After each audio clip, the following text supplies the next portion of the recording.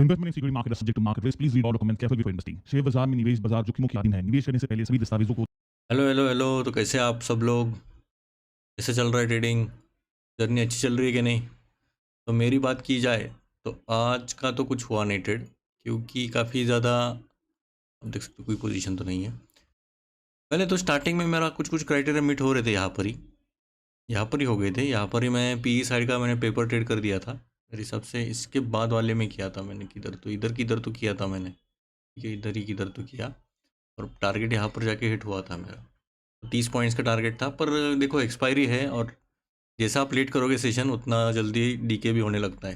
तो उसके वजह से मेरा वही एक ही रीज़न था, उतना ही।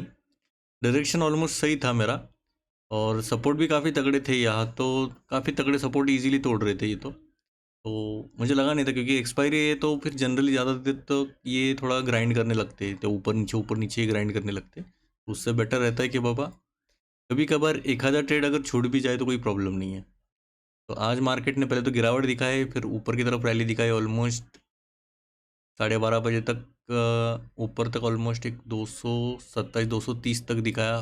फिर थोड़ा कंसोलिडेट किया 180 के आसपास, फिर ऊपर की तरफ फिर से इसके ऊपर जाने नहीं दे रहे थे। देखो यहाँ पर अच्छा खासा लिक्विडिटी आने लग, यहाँ पर देखो लिक्विडिटी ले लिया, यहाँ पर ले लिया। जैसे इसको तोड़ा, यहाँ पर भी एक ट्रेड बनता था मेरा, पर ठीक है, ब्रेकअप स्ट्रक्चर हो गया था यहाँ पर ही।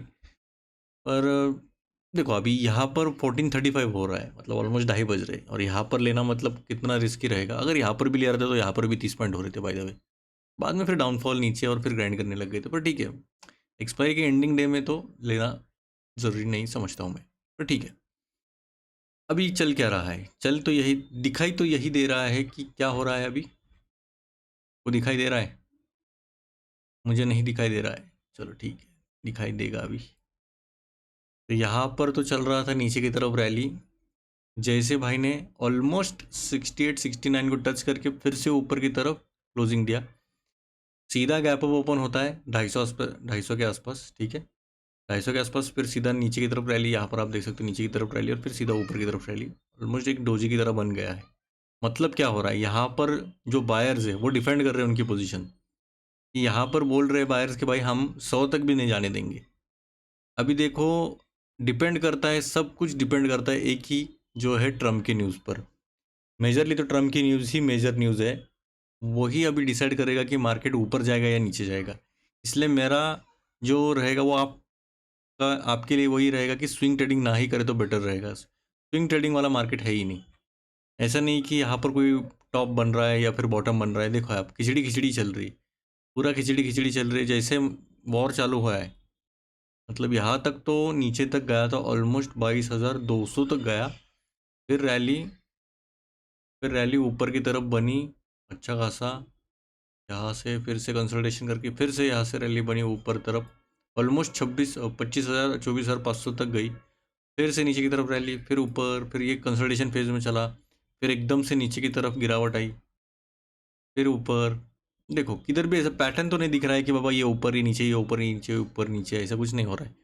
तो इसके वजह से आपको जनरली, अभी आप इंटरडे करते रहेंगे तो अच्छी बात है। तो चलिए अभी अगर बात की जाए सेटअप की, पहले तो हम देखते हैं इम्पोर्टेंट सपोर्ट क्या है। सपोर्ट तो है 800-900 का सबसे इम्पोर्टेंट वाला, फिर 23,000 से 23,063 का जो कि यहाँ पर है। मतलब यहाँ पर तो बायर ने सीधा उठा ही दिया था। अभी जो नए थोड़ा सा एक राहत मिली है कि अभी थोड़ा थोड़ा नीचे नीचे जाने लग गया था। यहाँ पर आप देख सकते हो नीचे नीचे ही जाने लग गया था, क्योंकि यहाँ पर काफ़ी अच्छा सेलिंग आया था। चांसेस थे कि आज भी नीचे के ग्राइंड करेगा, पर आज अच्छा खासा मार्केट ने उठा दिया है।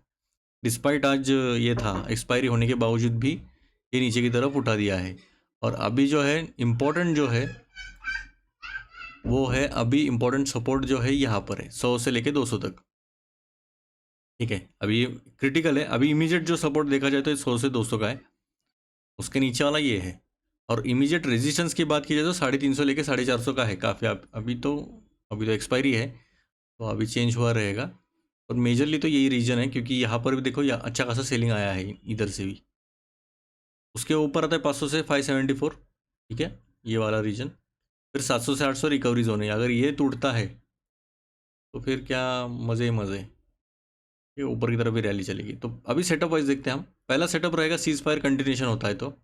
अभी देखो मान लो सीज फायर हो गया, गैप अप ओपन होता है 350 के ऊपर, ठीक है, सस्टेन करता है वीवैप के ऊपर, पॉजिटिव ब्रेड देता है, पॉजिटिव वाइब दे रहा है भाई, ऊपर के फर्स्ट 30 मिनट्स में कंट्रोल रह रहा था, 350 के ऊपर ही सस्टेन कर रहा है, ठीक है। विक्स भी फॉल हो रहा है 15.5 के नीचे ओपनिंग पर ही, और ब्रेंड भी $93 के नीचे, बैंक निफ्टी 0.5% से ऊपर है, और ठीक है, इतना तो ये इतने फैक्टर्स बहुत सारे हो गए, इतना ही अगर आपने कंसिडर करके आपने सोच लिया तो भी मोर देन सफिशेंट है।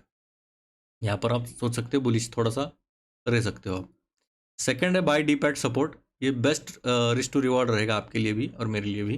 हाई कन्विक्शन है, अगर देखो ये प्राइमरी अगर हुआ तो ठीक है, ये हाई कन्विक्शन वाला है। अगर कोई भी डिप आता है 23,100 या 180 के आसपास और विक्स बिलो रहता है 16.5 के नीचे, होल्ड कर रहा है और बाउंस करने लगता है, वीवैप भी रिक्लेम कर दिया, और कंफर्मेशन अगर देखें तो ब्रेंड स्टेबल है, कोई स्पाइक नहीं आ रहा है, और बैंक निफ्टी भी कोई टूट नहीं रहा है नीचे की तरफ, तो हम सोच सकते हैं बाय डीप एट सपोर्ट, ठीक है, दूसरा सेटअप है। और तीसरा है सेल ऑन राइज, अगर मान के चलिए सीजफायर कोलैप्स होता है, ईरान और इजराइल रिज्यूम करते फिर से अटैक, ब्रेंट जो है वो ऑयल जो है $90 के ऊपर जाता है, रिजेक्ट निफ्टी रिजेक्ट करता है 350 और फॉल करता है 200 के नीचे भी, मतलब ऊपर गया 350 के आसपास, रिजेक्ट किया 200 के नीचे, और विक्स भी स्पाइक हो गया 17.5 के ऊपर, और क्रूड भी एकदम से खतरनाक स्पाइक आने लग गया, और वीवैप भी ब्रेक हो गया, तब हम सोच सकते हैं सेल ऑन राइज, ठीक है, ये इम्पोर्टेंट था। और अगर बात की जाए नो ट्रेड जोन की, तो ये है जो कि है सेकंड, कितना है 220 से 350, तो सिलेक्ट क्यों नहीं हो रहा है, 370 तक, सॉरी 350 नहीं 370 तक भाई, पहले ही था, चलो। ये क्यों है, तो ऊपर है रेजिस्टेंस, नीचे सपोर्ट, खिचड़ी होने वाली है फिर, ठीक है। मेजरली तो अभी देखा जाए तो थोड़ा सा बेरिश रहेगा, पर अभी डिपेंड करता है, अगर कुछ न्यूज़ आती है, अभी तो ज़्यादातर तो चल रहा है अभी ऑलमोस्ट, थोड़ा बहुत पॉजिटिव भी और नेगेटिव भी है, थोड़े शेयर्स भी इनके फ्यूचर्स भी ठीक ठाक है, SPX एंड नैस्डैक थोड़ा पॉजिटिव दिख रहा है, तो इसकी वजह से थोड़ा सा चांसेस है गैप ऑफ ओपनिंग के ही कल भी, ऐसे ही हो सकता है कल भी थोड़ा रैली नीचे की तरफ आएगी और फिर थोड़ा सा ऊपर की तरफ उठा भी सकते हैं ये लोग, तो ठीक है। और मेजर आपके लिए एक इंपॉर्टेंट क्वेश्चन रहेगा, आप कितने लोग जर्नलाइज करते हो, आपने जो भी ट्रेड लिया, आपके कंडीशन सबमिट होते हैं या नहीं, आपने वो लिखा है या नहीं, तो वो सबसे इम्पोर्टेंट है, ठीक है। आपका माइंडसेट कैसा था, आपने जल्दबाजी में लिया क्या, आपने फियर में लिया, फोमो में लिया, अगर आपको एक बड़ी कैंडल दिख जाती है तो आप डर जाते हो क्या, अभी समझो मान के चलिए, थोड़ा सा एक आपका समय लूँगा मैं, अभी यहाँ पर एक बड़ी कैंडल आई तो आप सीधा सेलिंग चालू करते हो या फिर बाइंग करते हो, कैसे करते हो आप, या फिर इधर बाइंग आया, अभी देखो यहाँ पर बड़ी कैंडल आया, आप सीधा बाइंग करने लगोगे, सीधा नीचे की तरफ पटक दिए जाओगे, यहाँ पर भी बाइंग किया, होल्ड किया, फिर सीधे से ड्रॉप किया इन्होंने, फिर से यहाँ पर बाइंग आया, फिर यहाँ पर आया, फिर यहाँ तक जब आते हो तो आपको लगता है कि ये भी फेक है, फिर यहाँ पर बड़ी मूव आती है, तो ऐसा बार बार होता रहेगा आपका। तो देखो मेरा एक सजेशन रहेगा, भले मेरा ज़्यादा प्रॉफिट नहीं है, पर मेरा तो यही कहना है, पहले आप समझिए मार्केट यहाँ से ही क्यों ऊपर गया, यहाँ से ही क्यों नीचे आया, क्या चेंजेस थे। सबसे देखो मेन जो है पूरा जो गेम है OI का है, OI मतलब क्या, ये है। अभी इस पर काफ़ी ज़्यादा लेक्चर हो जाएगा, पर ठीक है, अभी ये तो 3:30 बजे के बाद है। ये जो डाटा दिख रहा है आपको, ये नंबर्स पर ही गेम है, कॉल्स और पुट्स का ही है, ठीक है।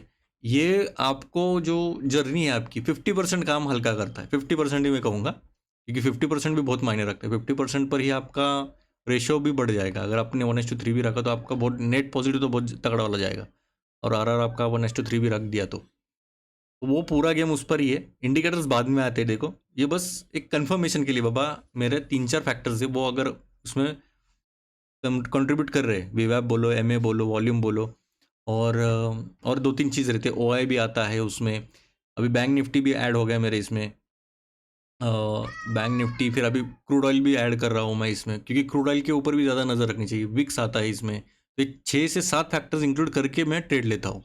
अगर 3-4 भी फैक्टर्स मेरे को लग रहा है डाइसी है या फिर इतना कंट्रीब्यूट नहीं कर रहे, तो चांसेस है कि मैं ट्रेड नहीं लेने वाला हूँ अभी। और मेरा तो डिसीजन वही है कि एक ही ट्रेड लूँगा मैं, और एक ही सॉलिड ट्रेड लूँगा, अगर SL तो SL, ठीक है। अभी हम देखते हैं मेरा पेपर ट्रेड कैसा हुआ था, क्या हुआ था।